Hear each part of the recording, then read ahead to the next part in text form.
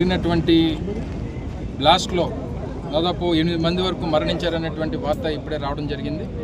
విశాఖపట్నం SMS-1లో ఏదైతే ఈ హీట్ చేసేటువంటి ఐరన్ అంతా కూడా స్పిల్ అయ్యి దాదాపు 8 మంది అక్కడికక్కడే సజీవ దహనం అయిపోయారని, ఇంకా కొంతమంది కూడా ఉంటారనేటువంటిది సమాచారం వస్తూ ఉంది.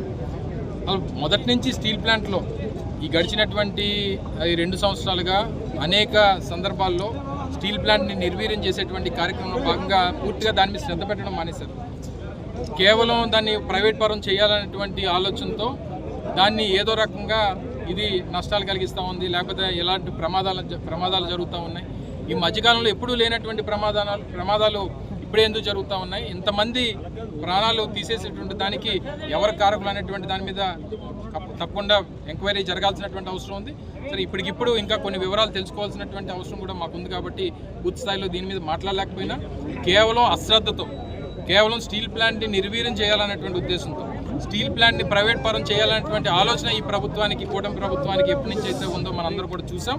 కేవలం ఈ అంశాల మీద ఇది జరిగిందా లేకపోతే మరో దీని మీద జరిగిందా, దీనికి కారకులు ఎవరు, వీటన్నిటి మీద ఎంక్వైరీ చేయాలనేటువంటిది వైఎస్ఆర్ కాంగ్రెస్ పార్టీ డిమాండ్ చేస్తూ చనిపోయినటువంటి కుటుంబాలకి వారి కుటుంబాల ప్రగాఢమైనటువంటి సానుభూతిని తెలియజేస్తాం.